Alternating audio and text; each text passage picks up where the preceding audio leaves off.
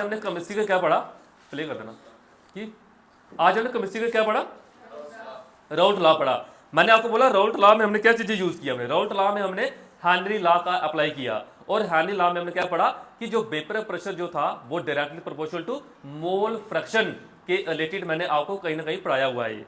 उसी फार्मूले को मैंने यहाँ भी यूज किया, और कल मैंने लिखाया कि जो एफ एम राउल्ट ने 1886 में जला दिया, क्या कहा, वेपर प्रेशर जो होता है वो डायरेक्टली प्रोपोर्शनल होता है मोल फ्रैक्शन के। यानी आज आप जहां से घर जाओगे आपको केमिस्ट्री का फार्मूला दिमाग में आना चाहिए कि सर आपने पी डायरेक्टली काई पढ़ाया था, पी का मतलब क्या है वेपर प्रेशर, काई का मतलब क्या है मोल फ्रैक्शन। और मोल फ्रैक्शन मैंने बड़े अच्छे से आपको सिखा के रखा कि मोल फ्रैक्शन का फार्मूला क्या होता है, number of component upon total number of component, वो एज पर द फार्मूला हम देखते हैं। और सम ऑफ मोल फ्रैक्शन जो होता है वो किसके बराबर होता है, वो 1 के बराबर होता है। ठीक है, काई ए प्लस काई बी की बात करें दैट इज इक्वल टू 1, और काई ए क्या है मोल फ्रैक्शन ऑफ सॉल्वेंट, काई बी क्या है मोल फ्रैक्शन ऑफ सल्यूट। कोई 1 2 करके पढ़ाते हैं तो ए बी करके पढ़ाया हुआ मैंने आप लोगों को, इस तरह से चीज याद रखनी है। बाकी राउल्ट लॉ में हमने 2 केसेस लिए, कौन सा केस लिया हमने, पहला कि for a solution containing volatile solute, volatile में हमने पढ़ा कि पी ए को लिखा हमने काई ए के प्रोपोर्शनल, पी बी को लिखा हमने काई बी के प्रोपोर्शनल। फिर जब हमने प्रोपोर्शनलिटी साइन को हटाया तो क्या यूज किया हमने बोर्ड पे क्या यूज किया हमने यूज किया P not A P not be. जो पी नॉट ए और पी नॉट बी क्या थे, प्योर कंपोनेंट थे, प्योर कंपोनेंट बोलते हैं इनको, क्या बोलते हैं भाई, प्योर कंपोनेंट। फिर हमने लिखा कि टोटल जो वेपर प्रेशर होगा सोल्यूशन का दोनों को हमने प्लस कर लिया, प्लस करने में हमारे पास फार्मूला बना हुआ बोर्ड पे, ठीक है, बोर्ड पे एक फार्मूला बना हुआ है। फार्मूले के बाद हमारे पास क्या है, जहां पे मैंने क्या किया, मैंने और थोड़े से फार्मूले चेंज किए, मैंने थोड़े से फार्मूले को थोड़ा और इलाबोरेट किया, इलाबोरेट करके मैंने क्या बोला, काई ए प्लस काई बी किसके बराबर होता है, वो 1 के बराबर होता है, काई ए प्लस काई बी 1 के बराबर।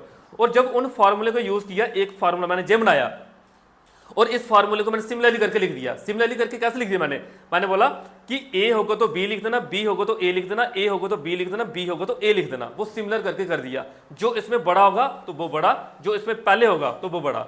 ठीक है, पहले कौन है बी, तो बी क्या होगा बड़ा। जे हमने फार्मूले बनाए हैं बड़े इंपॉर्टेंट है, समझ लो। आज से आपका कंसेप्ट स्टार्ट होगा केमिस्ट्री का, आज से आपको जो कंसेप्ट स्टार्ट हुआ वो क्या कंसेप्ट स्टार्ट हुआ कि सर आज के कंसेप्ट में आपने कुछ फार्मूले बना के दिए हमें, और मैं आपको आते ही कल पूछूं कि बताओ भाई RLBP क्या होता है। तो कॉलिगेटिव प्रॉपर्टी में जो पेपर में ऐसी हैं जो एक ना एक 5 मार्क्स की पेपर में आती है कॉलिगेटिव प्रॉपर्टी। आप लोगों के कॉलिगेटिव प्रॉपर्टी का आपने हिंट दिया, हाँ मैंने दिया।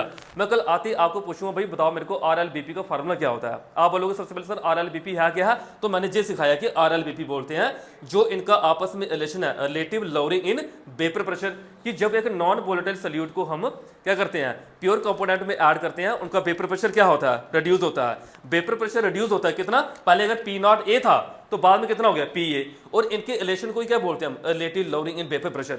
फिर मैं आपको पूछ लूंगा बताओ भाई एक lowering in vapour pressure term क्या है, तो आप बोलो सर आपने कल बताया था P not a minus P A, इसको बोलते हैं लॉवरिंग इन वेपर प्रेशर, यानी कि जो वेपर प्रेशर डिक्रीज हो रहा है प्योर कंपोनेंट में नॉन वोलेटाइल सॉल्यूट को ऐड करने से जो उनका वेपर प्रेशर कम होता है उसको बोलते हैं क्या बोलते हैं, लॉवरिंग इन वेपर प्रेशर, जो डिक्रीज हो रहा है। फिर उसके बाद हमने क्या किया, ये फार्मूला जो मैंने जहां पे बना के दिया है इस फार्मूले का यूज करेंगे। आपने बोला कि RLBP इक्वल होता है मोल फ्रैक्शन ऑफ क्या, सल्यूट, मोल फ्रैक्शन ऑफ, ये कौन है बी सल्यूट। दोनों के दोनों आमने सामने के फार्मूले याद होने चाहिए आप लोगों को। कल मैं आपको कॉलिगेटिव प्रॉपर्टी के पास लेके जाऊंगा और एक एक करके हमने पढ़नी है, 4 कॉलिगेटिव प्रॉपर्टी, एक जहां पे गारंटी है वो बोर्ड के पेपर में आनी है, ठीक है, बोर्ड के एग्जाम में आनी है। तो आई थिंक आपका टाइम हो गया, फिर जय श्री राम का नाम लेके सारे बच्चे जा सकते हैं।